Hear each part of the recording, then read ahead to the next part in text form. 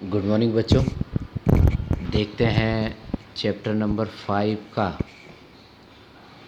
आगे का पॉइंट है हिंदू अविभक्त कुटुंब।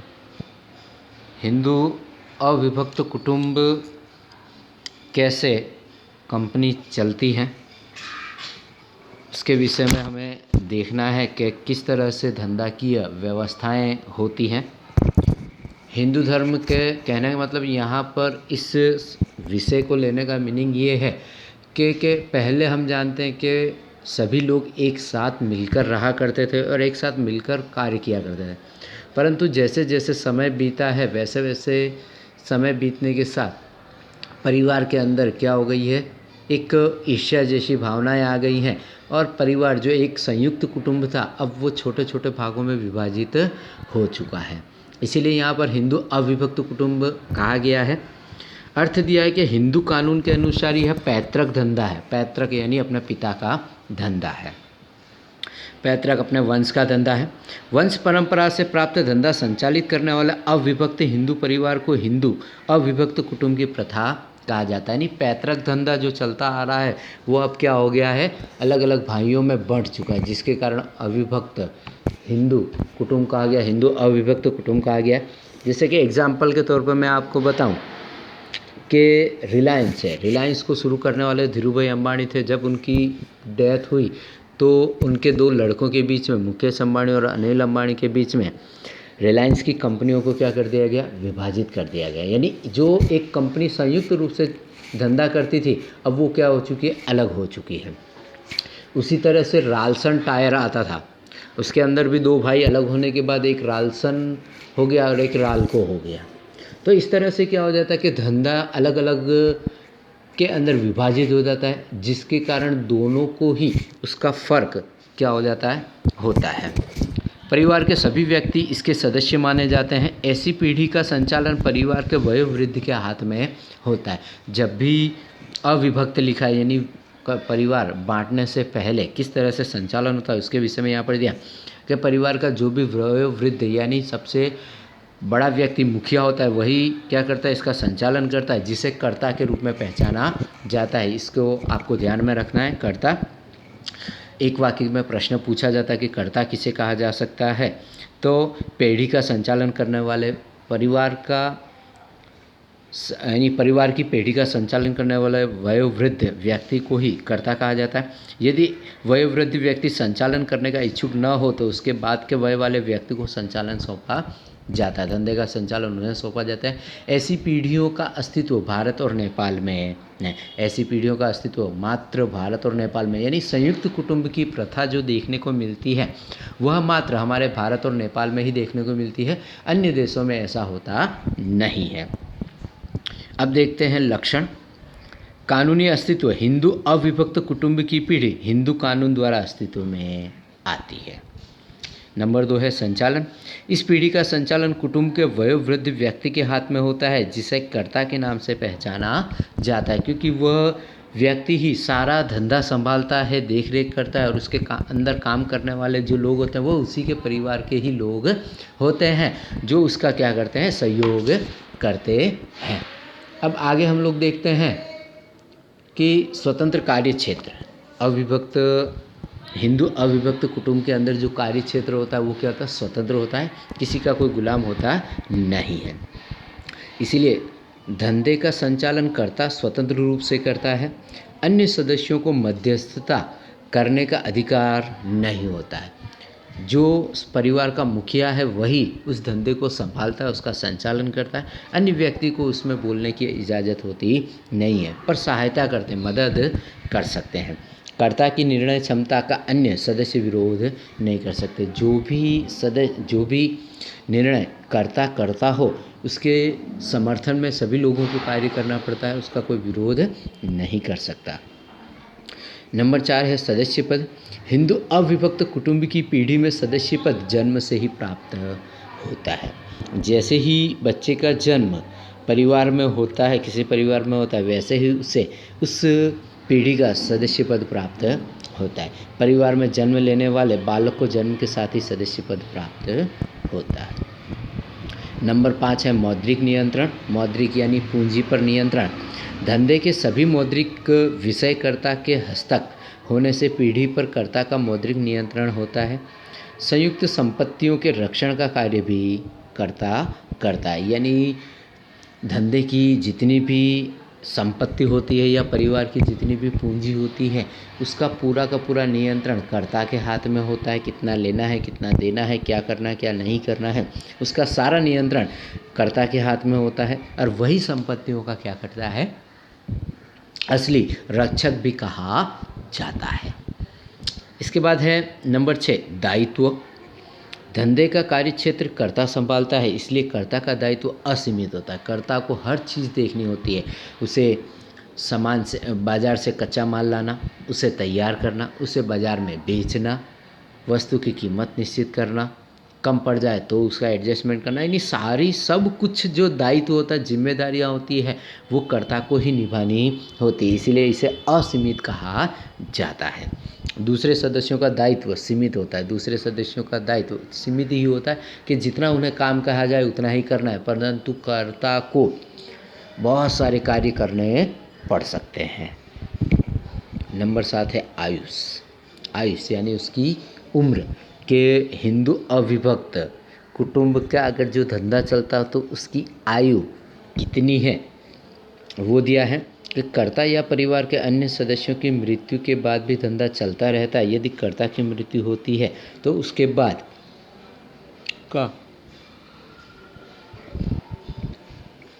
बाद का उम्र में बड़ा व्यक्ति कर्ता बनता है। कर्ता बनता है कहने का मतलब ऐसे कि उम्र में बड़ा व्यक्ति कर्ता बनता है, परंतु उसे चलाने के लिए अन्य व्यक्ति की भी आवश्यकताएं होती हैं। कितनी बार हो सकता है कि कर्ता के बाद जो भी बड़ा व्यक्ति हो वह पागल हो या अस्थिर मगज का हो, तो अन्य व्यक्ति को संचालन सौंपा जा सकता है।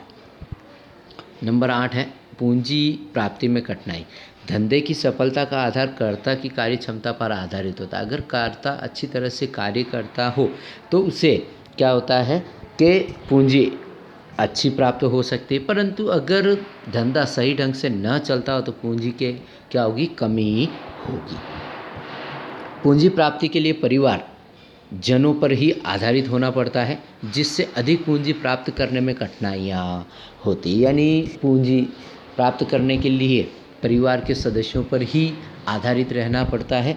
अगर परिवार के सदस्य अगर पूंजी न दें तो पूंजी प्राप्त करने में काफ़ी परेशानियों का सामना करना पड़ता है, या फिर वो कहीं बाहर से पैसा उधार लेना पड़ता है या लोन लेनी पड़ती है, पर बहुत सारी समस्याओं का सामना करना पड़ सकता है। नंबर 9 है दिवालिया। पीढ़ी दिवालिया हो जाए तो मात्र वयस्क सदस्यों को दिवालिया घोषित किया जा सकता है, अवयस्क सदस्यों को नहीं। अगर किसी तरह से धंधे के अंदर अगर नुकसान होता है और दिवालिया घोषित करना यानी कोर्ट के द्वारा दिवालिया घोषित किया जाए तो परिवार के जो वयोवृद्ध व्यक्ति होते हैं, कर्ता होते हैं, उनको ही क्या किया जाएगा, दिवालिया घोषित किया जाएगा। जबकि अवयस्क यानी 18 वर्ष से नीचे की उम्र के जो बच्चे हैं उन्हें दिवालिया घोषित किया जा सकता नहीं है, क्योंकि उनके पास कोई संपत्ति नहीं है, उनके पास अभी कोई समझ नहीं है। ऋण चुकाने के लिए पीढ़ी के प्रत्येक सदस्य के भाग का उपयोग किया जा सकता है। कर्ता का दायित्व असीमित होता है। अगर ऋण चढ़ जाए तो परिवार के सभी सदस्यों का दायित्व बनता है कि उस कर्जे को पूर्ण करने में वो सहयोग करें। अब देखते हैं साझेदारी। पहले हमने व्यक्तिगत मालिकी की धंधा देखा, दूसरा हिंदू अविभक्त कुटुंब देखा। अब देखते हैं साझेदारी पीढ़ी के द्वारा किस तरह से धंधा किया जाता है, क्योंकि ये साझेदारी पीढ़ी के अंदर दायित्व जो होते हैं, जिम्मेदारियां जो होती है वो बढ़ जाती है, अलग अलग व्यक्ति के हिस्से में आती हैं, उन्हें उस दायित्व को निभाना होता है। जैसे यहाँ लिखा है कि जैसे जैसे व्यापार और वाणिज्य का क्षेत्र विस्तृत होता गया वैसे वैसे व्यक्तिगत मालिकी की सीमाएं अधिक स्पष्ट होने लगी। यानी व्यापार और वाणिज्य का विस्तार बढ़ता गया तो व्यक्तिगत मालिकी सभी जगह संभाल नहीं सकता, इसीलिए साझेदारी पीढ़ी की आवश्यकताएं पड़ी। बड़े व्यापार के लिए अधिक पूंजी, कार्यदक्ष प्रबंधकीय शक्ति और जोखिम उठाने की मर्यादा को दूर करने के लिए साझेदारी पीढ़ी अस्तित्व में आई। यानी जैसे जैसे व्यापार और धंधा बढ़ता चला गया, टेक्नोलॉजी का उपयोग होने लगा, वैसे वैसे धंधे का विकास होते गया। एक छोटी सी दुकान में चालू किया हुआ धंधा आज बहुत बड़ी कंपनी या फैक्ट्री बन चुकी है। तो अकेला व्यक्ति हर जगह नहीं दौड़ सकता, संभाल नहीं सकता, इसीलिए साझेदारी पीढ़ी की आवश्यकताएं पड़ी हैं। अर्थ दिया है, साझेदारी एक ऐसा धंधा की व्यवस्था है जिसमें धंधे का स्वामित्व एक से अधिक व्यक्तियों का होता है। स्वामित्व यानी उस धंधे के जो मालिक हैं वो एक नहीं बल्कि एक से अधिक व्यक्ति उस धंधे के मालिक कहे जाते हैं। और इसी प्रकार संचालन भी सभी अथवा सभी की तरफ से कोई एक अथवा एक से अधिक साझेदार करते हैं। यानी अगर कहने का मतलब है कि कंपनी या धंधे के अंदर अगर साझेदारों की संख्या अधिक हो तो उसमें से किसी एक व्यक्ति को मुख्य रूप से चुना जाता है और वही व्यक्ति क्या करता है, कंपनी या धंधे को चलाने के बारे में निर्णय लेता है। परंतु अगर सभी साझेदार अगर उसमें हिस्सा लेना चाहते हैं तो सभी साझेदार मिलजुल कर भी धंधे के अंदर निर्णय लिया जा सकता है। इस प्रकार चलाए जाने वाले धंधे का परिणाम सभी वहन करते हैं। इस धंधे के अंदर यानी संयुक्त रूप से साझेदारी पीढ़ी के अंदर किए गए धंधे के अंदर अगर फ़ायदा होता है तो सभी साझेदारों को समान हक मिलेगा, अगर नुकसान होता है तो सभी साझेदारों को उसके भुगतान भी करना पड़ेगा। भारतीय अधिनियम 1932 के अनुसार साझेदारी यह ऐसे व्यक्तियों के बीच का संबंध है कि जो सभी के द्वारा या सभी की ओर से किसी एक के द्वारा संचालित धंधे के लाभ के विभाजन के लिए सहमत होते हैं। साझेदारी कहने का मतलब ये है कि साझेदारी ये व्यक्तियों के बीच का संबंध है, परंतु उन संबंध में से अगर किसी एक व्यक्ति को संपूर्ण संचालन करने के लिए कहा जाए तो ये ऐसा भी हो सकता है। अब देखते हैं इसके लक्षण। इसके लक्षण देखते हैं तो पहला जो लक्षण है वो है करारजन्य संबंध। यानी साझेदारी पीढ़ी के अंदर जो करार होता है यानी जो भी कार्य होता है वह क्या होता है, करार से होता है। करार के बिना कभी कोई कार्य होता नहीं है। इसलिए यहाँ लिखा है कि करारजन्य संबंध तो साझेदारी करार द्वारा अस्तित्व में आती है। यह अनुबंध लिखित या मौखिक हो सकता है। मौखिक के अंदर उसका प्रमाण नहीं माना जा सकता, इसीलिए जब भी कोई ऐसा करार होता है तो वह लिखित स्वरूप में ही होता है जिसे हर कोई व्यक्ति या कोर्ट है वो मान्य कर सकती है। साझेदारों के व्यवहार से उत्पन्न समझ से भी साझेदारी अस्तित्व में आती है। करार लिखित हो तो हितकारी होता है। ये जैसे मैंने बताया कि करार अगर जो भी व्यक्तियों के बीच में यानी साझेदारी पीढ़ी के जितने भी व्यक्ति हैं उनके बीच में अगर जो भी करार होते हैं उन करारों को क्या किया जा सके कि मौखिक की स्थान पर लिखित तरफ से हों तो वो क्या होते हैं, अधिक हितकारी होते हैं। नंबर 2 है स्थापना विधि। साझेदारी पीढ़ी की स्थापना विधि बहुत ही सरल है। कानून की कोई जटिल या लंबी विधि से गुजरना नहीं पड़ता है। यानी कंपनी की स्थापना विधि जो है वो बहुत ही सरल है, आसानी से किया जा सकता है। कंपनी कानून के अनुसार किसी भी तरह की परेशानियां या उसकी जो विधि होती है वो लंबी होती नहीं है, बल्कि छोटी विधि में ही कार्य हो जाता है। नंबर 3 है पंजीकरण। साझेदारी पीढ़ी का पंजीकरण करना अनिवार्य नहीं परंतु हितकारी है।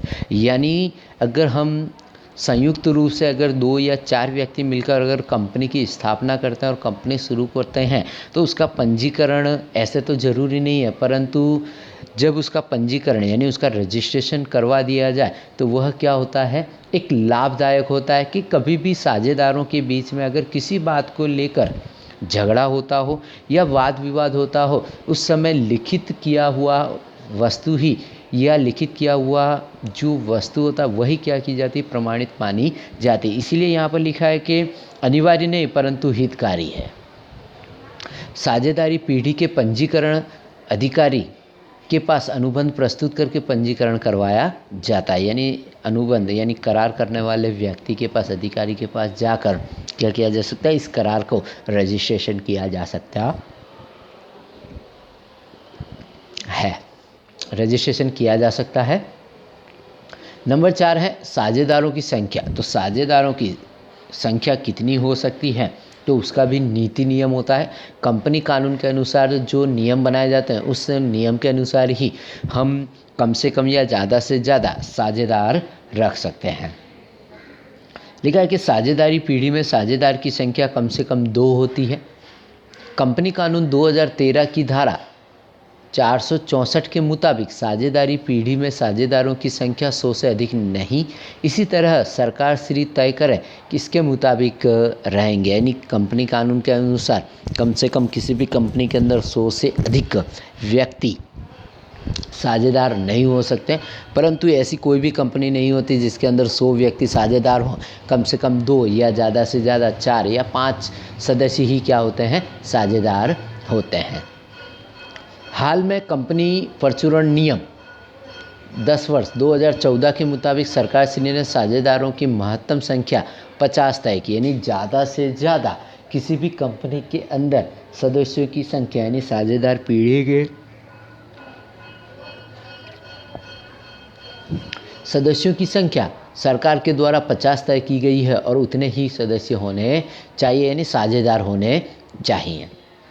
नंबर 5 दिया उद्देश्य। साझेदारी पीढ़ी का मुख्य उद्देश्य कानूनन धंधा की प्रवृत्ति करके लाभ प्राप्त करना होता है। लाभ रहित उद्देश्य की प्राप्ति साझेदारी नहीं होती।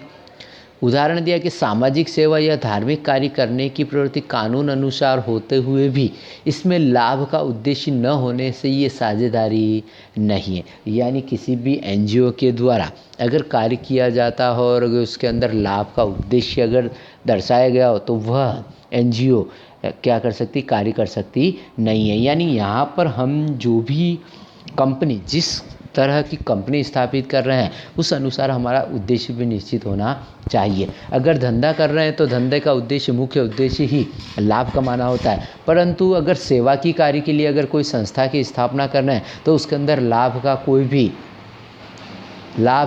की कोई भी विचार होना नहीं चाहिए, क्योंकि वहाँ हम कमाने नहीं बल्कि वहाँ पर लोगों की सेवा करने के लिए हम क्या कर रहे हैं, अपना कार्य कर रहे हैं। इसके बाद छठा पॉइंट जो है वो है पूंजी कि सामान्य रूप से सभी साझेदार पूंजी लगाते हैं, यानी जो भी धंधा या व्यवसाय करना है उसके अंदर सभी साझेदारों की पूंजी समान होती है। इसके बावजूद पूंजी लाना भी साझेदारों के लिए अनिवार्य नहीं है। अनुबंध में दर्शित प्रमाणानुसार साझेदार पूंजी लाते हैं, यानी जिस तरह से पूंजी की आवश्यकता पड़ती हो उसी तरह से पूंजी लाकर अपना कार्य कर सकते हैं। अगर अधिक पूंजी की आवश्यकता पड़े तो सभी साझेदारों से मांगी जा सकती है। अगर कम पूंजी की आवश्यकता पड़े तो एक साझेदार या 2 साझेदार पूंजी देकर भी कार्य कर सकते हैं। नंबर 7 है संचालन। साझेदारी पीढ़ी का संचालन सभी साझेदार संयुक्त रूप से कर सकते हैं। सभी साझेदारों को धंधे के निर्णय में भाग लेने का अधिकार है। संचालन करने के लिए सभी साझेदार संयुक्त रूप से संचालन कर सकते हैं। सभी को धंधे में निर्णय लेने का अधिकार होता है। करार में दर्शाए अनुसार कोई एक या एक से अधिक साझेदार भी संचालन का कार्य कर सकते हैं। नंबर 8 है असीमित दायित्व। असीमित दायित्व यानी जिम्मेदारी जो होती है वो असीमित होती है। व्यक्तिगत मालिकी की तरह ऋण चुकाने के संदर्भ में साझेदारों का दायित्व असीमित होता है। यानी व्यक्तिगत मालिकी की तरह ऋण चुकाने का संदर्भ जो होता है, यानी अगर कंपनी या धंधे में अगर किसी प्रकार का नुकसान हो तो ऋण चुकाने के लिए सभी साझेदार उसके क्या किए जाएंगे, जिम्मेदार माने जाएंगे। आवश्यकता पड़ने पर अपनी निजी संपत्ति बेचकर भी पीढ़ी का दायित्व चुकाना पड़ता है। अगर धंधे में बहुत नुकसान गया हो और धंधे को बंद करने की नौबत आए और ऋण मांगते हो तो हो सकता है कि इसके अंदर जितने भी सदस्य हैं उन सारे सदस्य सारे साझेदार व्यक्तियों को अपनी निजी संपत्ति बेचकर भी क्या करना पड़ेगा, ऋण चुकाना पड़ेगा। यह असीमित दायित्व है। साझेदारी अधिनियम के अनुसार साझेदारी पीढ़ी के दायित्व के लिए साझेदार व्यक्तिगत या संयुक्त रूप से उत्तरदायित्व होते हैं। व्यक्तिगत रूप से या जितने भी साझेदार हैं वो संयुक्त रूप से उसके उत्तरदायित्व माने जाते हैं। इसलिए यदि कोई भी एक साझेदारी पीढ़ी के दायित्वों के संदर्भ में निजी संपत्ति से न चुका सके तो शेष साझेदारों की निजी संपत्ति से भरपाई करनी पड़ती है। यानी अगर एक ही व्यक्ति की निजी संपत्ति बेचकर अगर कंपनी का ऋण नहीं चुकाया जा सकता है तो जितने भी साझेदार हैं उनकी प्राइवेट संपत्ति, उनकी निजी संपत्ति को बेचकर भी ऋण चुकाना पड़ सकता है। यह असीमित दायित्व है। नंबर 9 है मालिकी का परिवर्तन। साझेदारी पीढ़ी में मालिकी का परिवर्तन सरल नहीं है। सभी साझेदारों की सहमति के बिना कोई भी साझेदार अपने हिस्से का किसी को हस्तांतरण नहीं कर सकता। यानी 5 साझेदार हैं, अगर पांचों साझेदार के अंदर से जब तक भी एक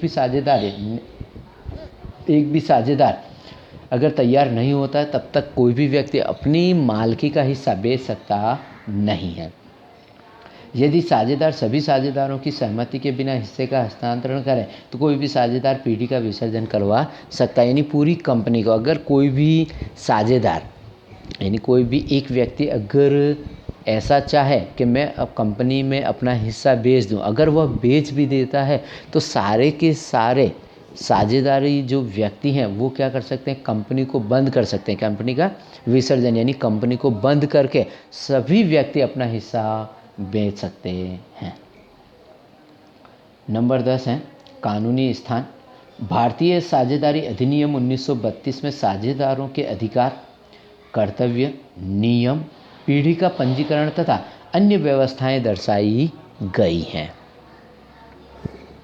नंबर 11 है पीढ़ी का आयुष। यानी साझेदारी पीढ़ी का आयुष कितना है तो वो कोई निश्चित होता नहीं, कभी भी कुछ भी हो सकता है। साझेदारी की आयु सीमित होती है। साझेदारी और साझेदारी पीढ़ी का अलग अस्तित्व होता है। इस कारण से कोई एक साझेदार पागल हो जाए, मृत्यु प्राप्त करे अथवा दिवालिया घोषित हो तो साझेदारी का अंत हो जाता है। शेष साझेदार सर्वसहमति से संबंधित साझेदार के भाग का विभाजन आंतरिक रूप से अथवा नए साझेदार के प्रवेश द्वारा कर सकते हैं। यानी साझेदारों के अंदर से अगर कोई एक साझेदार व्यक्ति मृत्यु हो जाए, पागल हो जाए या दिवालिया हो जाए तो शेष बचे साझेदार उसको उसके हिस्से को अपने अपने में बांट सकते हैं। अगर नहीं बांट सकते तो अन्य किसी व्यक्ति को साझेदार के रूप में जोड़ सकते हैं और उस व्यक्ति के द्वारा जितना भी खर्च किया, यानी जो पहले साझेदार था उसके द्वारा जो भी खर्च किया गया है या जो भी पूंजी लगाई गई है वह पूंजी यहाँ पर लगाई जा सकती है और उसे प्रवेश दिया जा सकता है। ऐसे साझेदारी की समाप्ति हो जाती है। ऐसे साझेदारी की समाप्ति तो हो जाती है परंतु कई बार पीढ़ी का विसर्जन नहीं होता। यानी साझेदार बदलते रहते हैं परंतु पीढ़ी दर पीढ़ी वह धंधा और व्यवसाय क्या होता है, चलते रहता है।